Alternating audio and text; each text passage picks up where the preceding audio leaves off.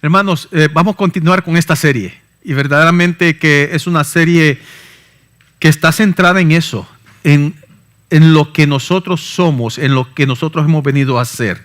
La semana pasada vimos dos aspectos fundamentales de lo que significa ser parte del reino de Dios. Somos bendecidos por Dios y a la vez somos perseguidos por causa del reino, por causa de la obra de Cristo. Esa es nuestra identidad como miembros del reino de Dios. Y hoy veremos otro aspecto de lo que implica ser miembros del reino de Dios. Y esto es como el mayor anhelo de nuestra vida, de su vida, sí, de su vida y de la mía, nuestro mayor anhelo es agradar a ese Dios soberano, a ese Rey y Salvador, nuestro Señor Jesucristo. Esa es otra de las razones por las cuales usted es parte de este reino de Dios.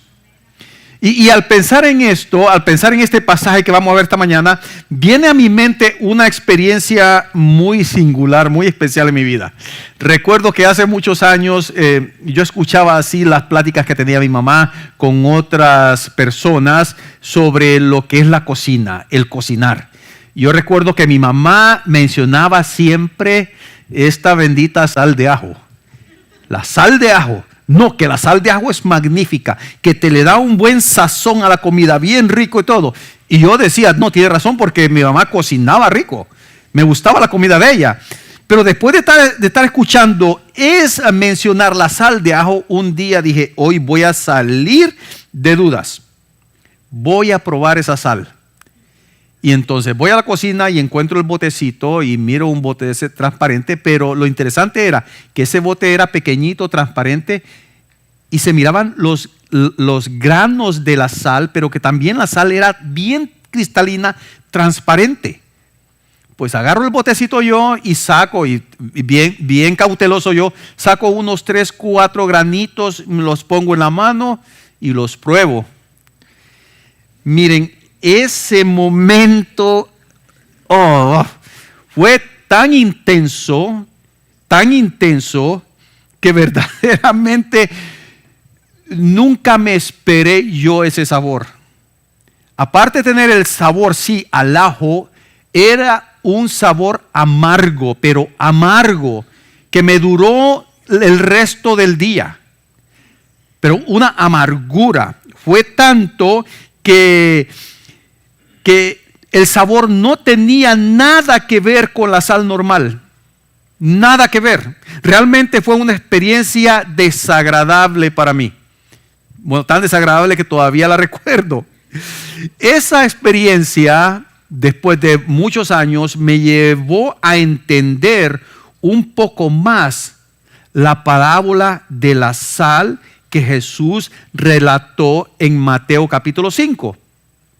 Allí el Señor hace una comparación del propósito de la sal y nuestro propósito de agradar a nuestro Dios. Y eso es lo que vamos a ver hoy, cómo nuestro servicio en el reino tiene un propósito de agradar a Dios y qué sucede cuando ese propósito no se lleva a cabo. Así que les voy a pedir por favor que busquen en el Nuevo Testamento, en sus Biblias, el primer evangelio, Mateo, el capítulo 5, y vamos a estar centrados en los versículos del 13 al 16. Mateo 5, versículos del 13 al 16. Y yo me imagino que muchos de ustedes han escuchado ya este pasaje, donde dice el Señor, vosotros sois la sal de la tierra, pero si la sal se desvaneciere, ¿con qué será salada?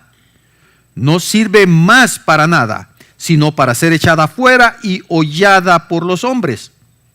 Vosotros sois la luz del mundo. Una ciudad asentada sobre un monte no se puede esconder, ni se enciende una luz y se pone debajo de un almud, sino sobre el candelero y alumbra a todos los que están en casa.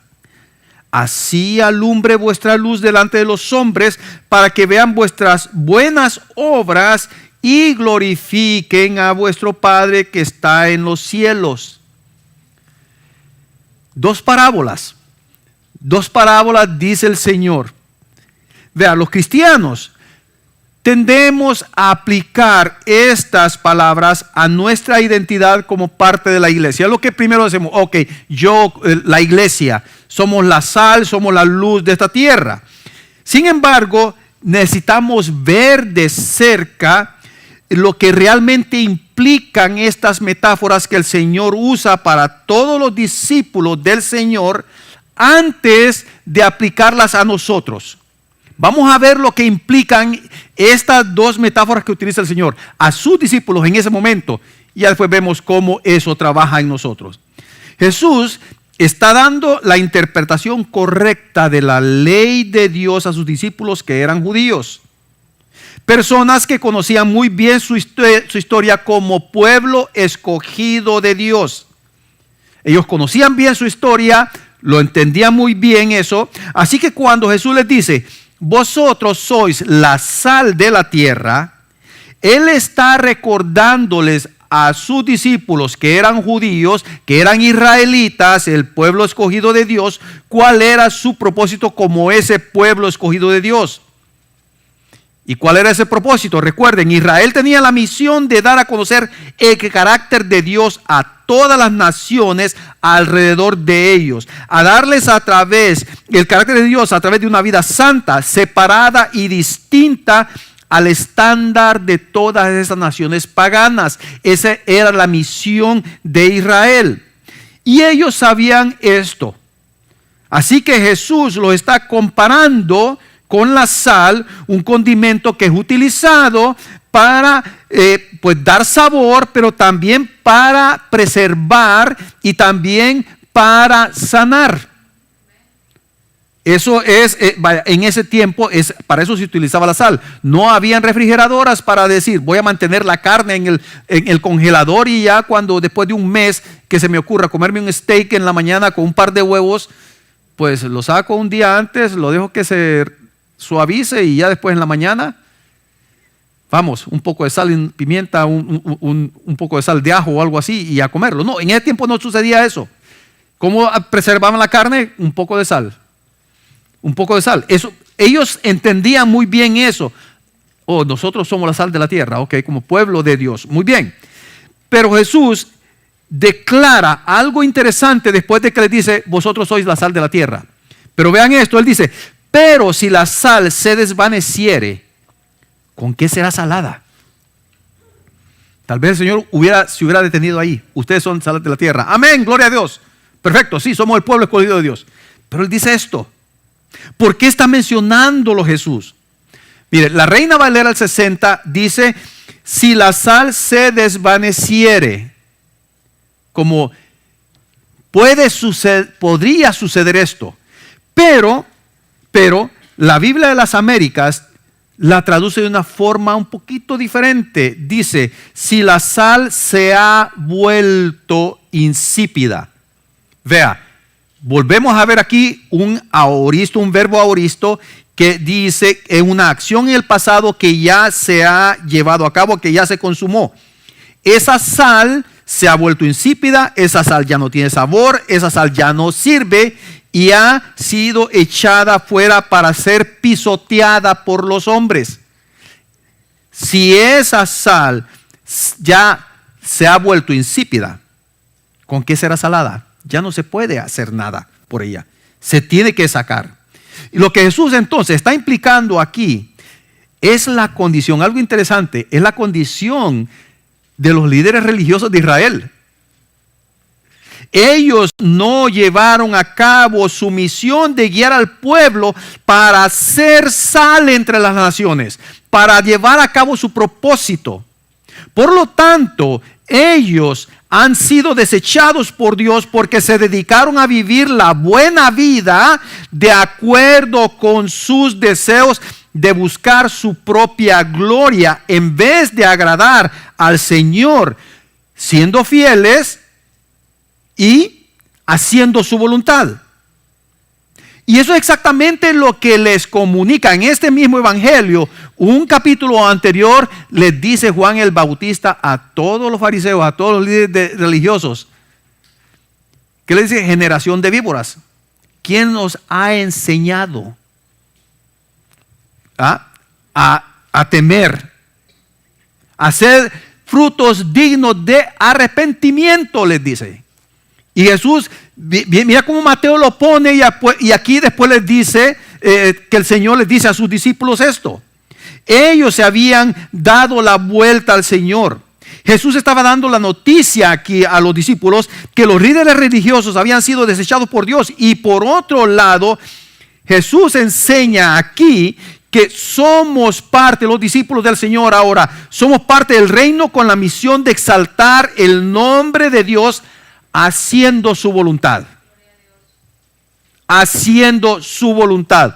No siendo simplemente cristianos, no simplemente siendo discípulos, no solamente siendo parte del pueblo escogido de Dios, sino haciendo su voluntad.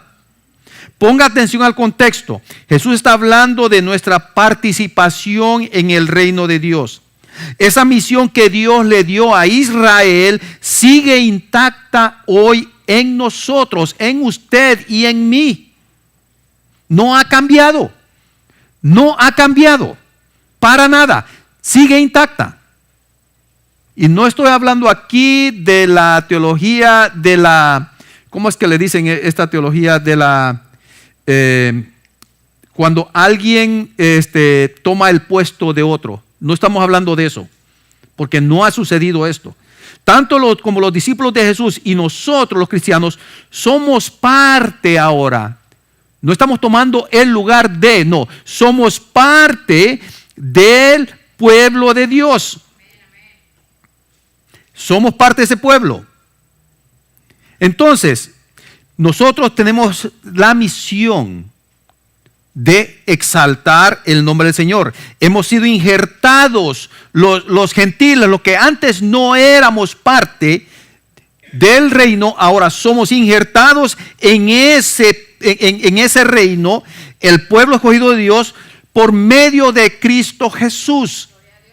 Ahora usted, como yo, somos parte de ese reino, somos parte del olivo natural, como lo dice Pablo en Romanos 11, del 17 al 18, pero también como él mismo Pablo nos dice en Efesios capítulo 2, del 11 al 22, que dice que ahora nosotros pertenecemos a la nacionalidad, a la ciudadanía de Israel. Dice, bueno, ahora yo soy israelita. Tranquilos, porque no está hablando de una nacionalidad étnica, sino que una nacionalidad de el verdadero Israel, que es Cristo. Ahí donde está la cosa. Vemos esto lo que dice Pablo en Efesios 2, del 11 al 22 y Romanos 11, del 17 al 18. Eso es lo que está diciendo Pablo, pero inspirado por el Espíritu Santo. Y en Mateo 5 Jesús llama a los discípulos aquí sal y los llama luz. Y en Romanos 11 Pablo nos compara con ramas de olivo, pero con el mismo propósito, con ser parte. Ahora somos parte del reino de Dios. Pero aunque el Señor nos está llamando sal, nos está llamando luz, y Pablo nos está llamando olivo, la realidad es la misma. Somos parte de ese reino. Hemos sido hechos parte de ese reino para exaltar su nombre haciendo su voluntad. Como parte del reino de Dios tenemos una misión que cumplir. Nosotros ya no solamente no tenemos un título, no solamente somos parte, no solamente somos parte, también somos el reino de Dios. Somos los que verdaderamente le damos sabor a esta vida insípida y vacía. Es lo que somos nosotros. Entonces, como somos los que damos a esta vida sabor, esto implica que si el Espíritu Santo de Dios no morara en cada uno de nosotros, no tendríamos gozo, no tendríamos alegría, no tendríamos esperanza, no tendríamos paz, no tendríamos dicha en medio del dolor y del sufrimiento, no tendríamos la fortaleza para proclamar ese reino. Entonces seríamos insípidos, seríamos vacíos. Viviríamos buscando entonces todas estas cosas que acabo de mencionar: el gozo, la paz, la alegría, la esperanza. Todo eso lo estaríamos buscando en este mundo, con la tristeza, aún así, con la tristeza de que un día se va a acabar todo esto.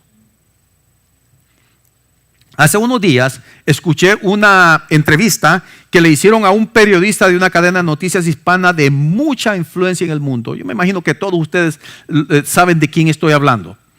Este hombre dice ser agnóstico. O sea, agnóstico en el punto que ni niega que Dios existe, ni acepta que Dios existe. En otras palabras dice, pues yo no sé. Él dice que él no sabe. No se niega ni existe la existencia de Dios. Y en un momento de la entrevista, reconoció que le entristece saber que esta vida es muy corta para poder disfrutarla. Le duele saber que no podrá disfrutar de todos sus logros, de su familia y de sus posesiones, porque sabe que un día eventualmente va a morir y todo se terminará para él. Todo. Y después dice, bueno, pues de ahí yo muero y me convierto en un polvo o una estrella. Literalmente así lo dijo. Yo me convierto en el polvo o en una estrella. Este hombre tiene un problema gravísimo, grave, porque no ha saboreado realmente lo delicioso que es el Evangelio de Cristo. No ha saboreado la buena vida que todo integrante del reino proclama, y que no es limitada, es eterna. Eso es lo maravilloso, que estamos saboreando ahorita algo como un preámbulo de lo que va a ser eterno, con la diferencia que en lo eterno ya no va a haber dolor, ya no va a haber pecado, ya no va a haber cansancio. Bendito el Señor, bendito el Señor. A simple vista, esta metáfora, como le dije al principio, es fácil de entenderla. Pero al verla a través del plan histórico de Dios con Israel, vemos que nosotros hemos sido siempre, los gentiles siempre hemos sido parte de ese plan. Ha estado desde la eternidad incluido en el plan de que seamos parte del pueblo escogido de Dios. Y esa es la razón por la cual Jesús no solo utiliza la metáfora de la sal, continúa con la metáfora de la luz. Y vea lo que dice el versículo 14. Vosotros sois la luz del mundo. Vosotros sois la luz del mundo, dice. Y al igual, cuando usted lee esto, al igual que la metáfora de la sal, Jesús hace la conexión con la historia de Israel. Porque ¿qué dice después? Dice, una ciudad asentada sobre un monte no se puede esconder. Imposible. No se puede esconder. La metáfora tiene el mismo significado, pero esta vez se hace alusión a Jerusalén, capital del reino de Israel, la ciudad santa que está asentada en un monte para testimonio de ¿quiénes? De las naciones. Para que todas las naciones pudieran ver la ciudad donde está no solamente la capital del pueblo escogido de Dios, sino que también está el templo del Señor, donde hasta en ese momento estaba la presencia del Señor. Cuando los discípulos escuchan esto, pueden hacer la conexión. ¿De qué está hablando el Señor?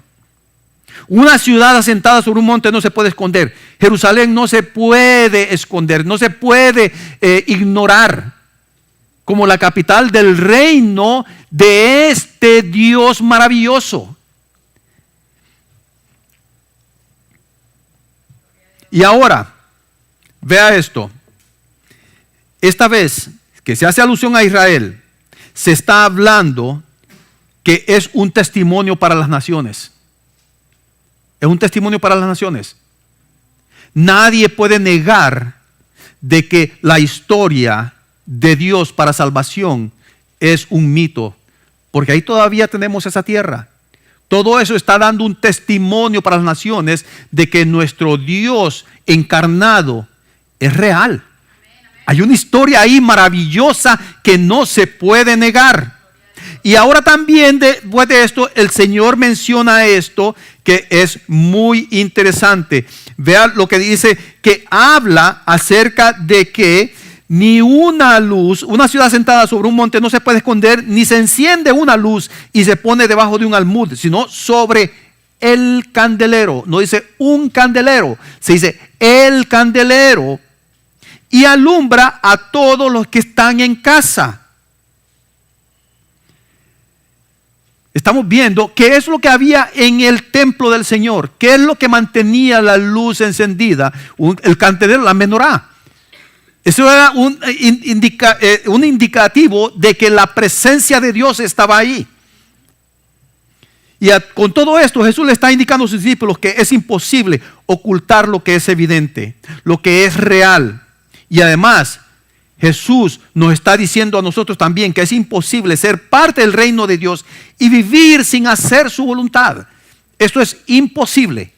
No se puede ser parte del reino de Dios y vivir sin hacer lo que el Señor, el rey de ese reino, valga la redundancia, está pidiendo que se haga. Es imposible eso. Las personas que forman parte del reino de Dios viven con una necesidad de darle gloria a Él, de agradarlo en todo lo que hacen. Viven dando sabor a este mundo, viven dando luz a los que están en la oscuridad. Porque Jesús dice, ni se enciende una luz y se pone debajo de un almud, sino sobre el candelero. Esa luz no es para tenerla escondida. No, es para levantarla. Y yo sé que la mayoría de ustedes han experimentado eso. Usted enciende la luz de su celular y si la pone aquí abajo no va a poder bien. Es muy pequeña esa luz. Pero si usted levanta el celular, esa luz, el rango, el área que va a alcanzar para iluminar va a ser más grande. Eso lo podemos ver nosotros de esa forma. El Señor dice que no se puede hacer esto. La luz no fue para tenerla escondida. Usted no puede decir que es cristiano y vivir como el resto del mundo. No, eso no se mezcla. Es como el agua y el aceite, que no se mezclan. Si usted dice que es cristiano, pero vive de la misma forma que vive el mundo, ¿cómo guiará a las personas que están en oscuridad si usted vive practicando las mismas cosas? ¿Cómo lo va a hacer? Es imposible. Y muchas veces dicen, oh, bueno, miren lo que dice 1 Corintios, el apóstol Pablo. ¿Qué dice? Que se va a hacer para unos de una forma y para otros de otra forma con tal de ganarlos a Cristo. Pero Pablo nos dice, yo no voy a practicar las mismas cosas que los otros hacen. Me voy a identificar con ellos, pero para predicarles el evangelio. Si usted hace lo mismo que el mundo hace, ¿cómo les hablará de la esperanza en Cristo si usted mismo vive sin esperanza entonces? El Señor nos está revelando en esta metáfora la función de Jerusalén y su templo antes de su venida. Los líderes religiosos de Israel tenían como misión proveer luz a su pueblo, guiarlos. Y toda esa nación habría de ser luz a todas las naciones para que todos conocieran a ese Dios maravilloso que ellos también adoraban. Y a su vez el pueblo tenía la misión de guiar a sus familias y comunidades de la misma forma, alumbrándolos con la luz que había en sus corazones. Estas metáforas, hermanos, el Señor no las escogió hacia al azar. No. Él las escogió perfectamente para recordarles a sus discípulos la razón de su existencia como pueblo escogido de Dios. Pero también eso se aplica a nosotros. Porque a raíz de su venida, todos los que pasamos a ser sus discípulos por medio del evangelio, somos alumbrados internamente por su luz admirable y en consecuencia somos el medio por el cual el mundo recibe la luz que los lleva también a ellos a salvación. ¡Qué honor! ¡Qué privilegio! Vea que en el capítulo 4, en el capítulo anterior, Mateo cita lo que Isaías profetizó unos siglos antes. Si usted va a Isaías 9 del 2 al 3, vea lo que dice Isaías, que también cita Mateo en el 4 al 16. Dice, el pueblo que andaba en tinieblas vio gran luz. Los que moraban en tierra de sombra de muerte, luz resplandeció sobre ellos. Y vea esto también, vea esto, el versículo 3. Multiplicaste la gente y aumentaste la alegría. Se alegrarán de ti como se alegran en la siega, como se gozan cuando reparten despojos. Eso es lo que está diciendo Isaías y lo que vemos aquí que está diciendo Jesús. Y esto maravilloso de Isaías es que sin saberlo, él estaba refiriéndose a nosotros en el momento que él escribió esta profecía. Sin saberlo, se estaba refiriendo a cada uno de nosotros. Lo pone en tiempo pasado cuando no había sucedido. Así que en este sermón Jesús está dándoles la maravillosa noticia de que ellos, y no solamente ellos, nosotros también, no solo veríamos su luz admirable, sino que seríamos portadores de esa luz. Porque Isaías dice que es un pueblo que andaba en tinieblas.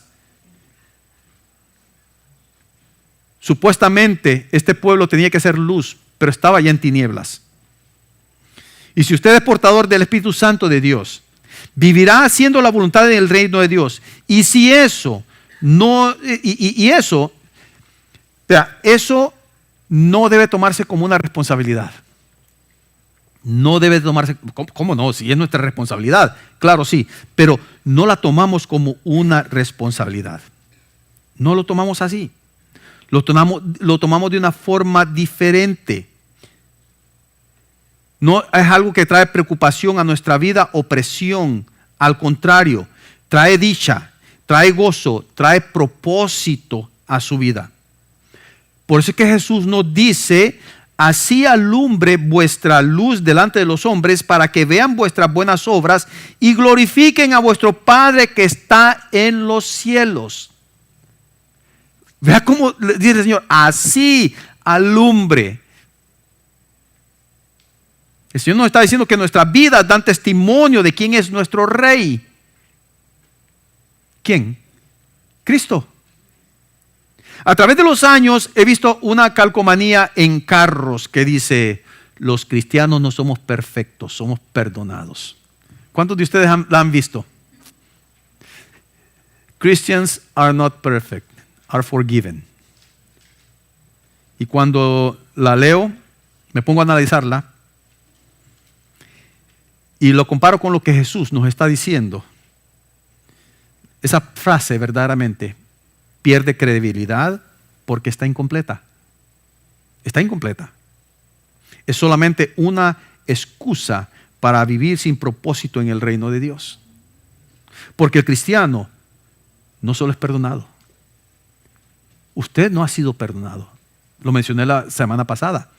En 1 Corintios, capítulo 6, ¿cómo dice el Señor? Recuerden, ustedes, estos y estos y estos no van a entrar al reino de los cielos. Pero vosotros has sido perdonados. Has sido ¿qué?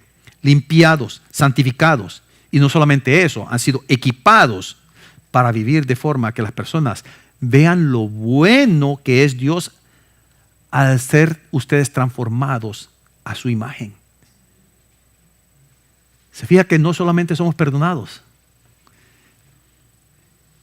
Y muchas personas piensan, lo he dicho varias veces, yo con tal de entrar de panzazo al cielo, no me importa lo demás. El Señor no le agrada eso. Él no encuentra agrado en eso. Pero cuando nosotros vemos que tenemos un propósito y que llevamos a cabo ese propósito, eso significa para nosotros un gozo, gratitud, privilegio, honor. Ahora, tal vez usted tiene temor y dice, bueno, yo no puedo dar un buen testimonio de mi Rey. Y por eso pues no me puedo comprometer a servir en el reino de Cristo hasta que ponga en orden mi vida. ¿Sabe que sí? Soy miembro del reino de Cristo. Soy parte, pertenezco al pueblo escogido de Dios a través de Cristo Jesús. Pero no me quiero comprometer a servir porque todavía hay cosas ahí de que no andan muy claras en mi vida. ¿Lo ha pensado? Si usted lo ha pensado, déjeme recordarle lo que Jesús espera de usted como parte de su reino. Pero recuerde esto. Si usted es parte del reino, le voy a recordar lo que dice Mateo 5:3. Bienaventurados los pobres de espíritu, porque de ellos es el reino de los cielos. Y si usted es parte de ese reino, no es porque usted se ha hecho parte de ese reino. Usted no es quien se transforma en sal de este mundo o se transforma en esa luz de este mundo. Usted no es quien se perfecciona, usted no es quien se salva. Cristo es quien ha hecho la obra por usted y en usted. Es Cristo. Y si es Cristo, lo único que usted necesita hacer es reconocer esa incapacidad y rendirse a la voluntad de Jesús, anhelando agradarle, anhelando darle agrado en todo, anhelando hacer lo que Él le revela en su palabra con la ayuda del Espíritu Santo y de su palabra. No es usted, es el Señor. Sin embargo, usted se rinde y dice: lo que quiera, Señor. Perfecto. No puedes ser perfecto por tus propias obras, por tu propio esfuerzo, pero comenzás rindiéndote primero a mi voluntad, y una vez que ves cuál es mi voluntad, Señor, tu voluntad, ¿cuál es? Yo no sé, ¿para dónde quieres que va, a la izquierda o a la derecha? Mi hijito.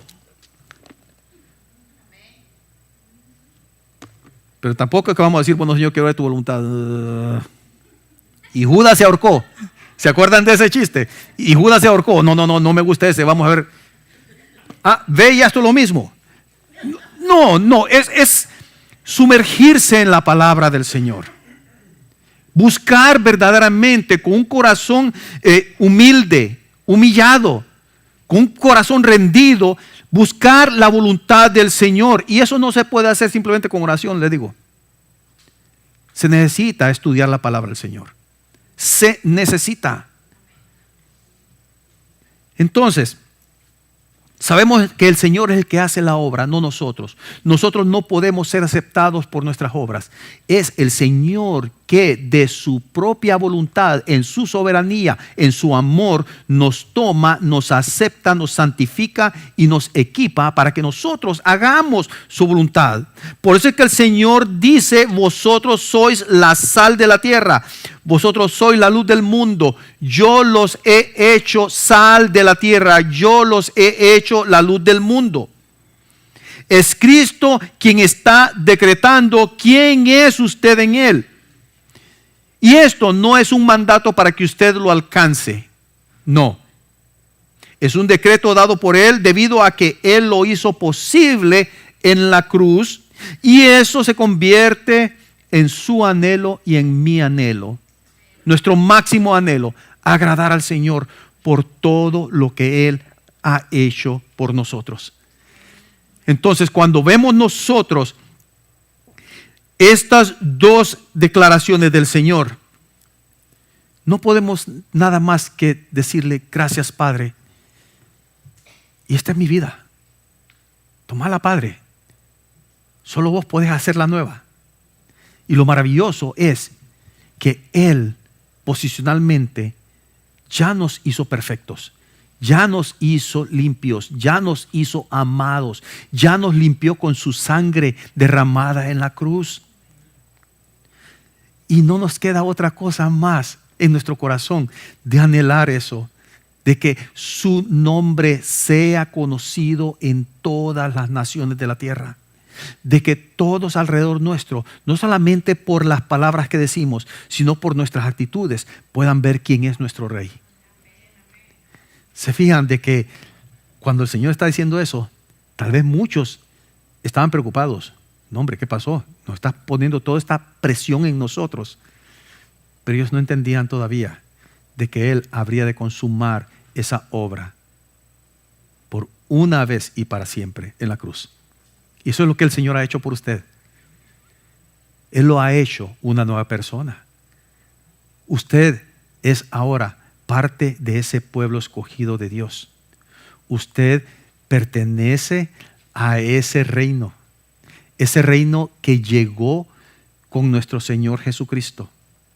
Ese príncipe que fue enviado por el rey para conquistar, para retomar ese reino que originalmente era de Dios y que Satanás por mentira lo quitó. Y ahora Él está aquí en esta tierra reinando, pero aquí viene el príncipe de los príncipes a retomar ese reino. Llega aquí, el reino ha llegado, el reino está aquí. Dios está reinando en su trono y su pueblo es aquel que está retomando ese reinado. ¿Y quién es ese pueblo? Nosotros.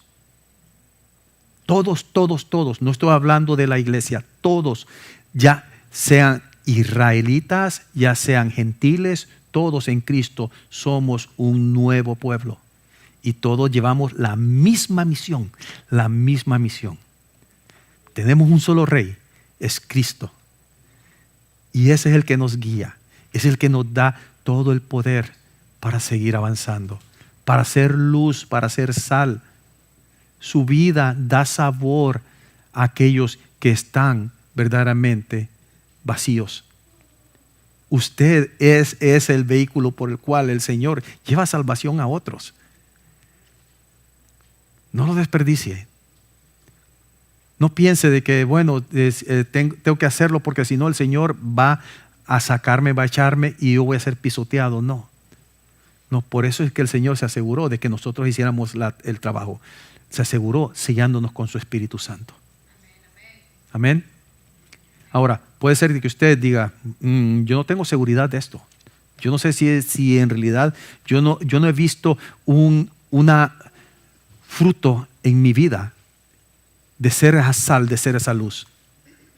No hay problema. En este momento usted le puede decir al Señor, ¿sabes qué, Señor? Verdaderamente, yo no tengo seguridad de esto. Yo quiero vivir verdaderamente bajo tu voluntad. Quiero ser parte de tu reino. Quiero tener la seguridad de que a pesar de que un día yo deje esta vida, yo tengo la seguridad de que pasaré mi eternidad con vos, Padre. Hoy lo puede hacer. Mientras oramos, usted puede decirle en sus palabras, Señor, toma mi vida. Hazme tuyo por la obra de Cristo Jesús. Oremos.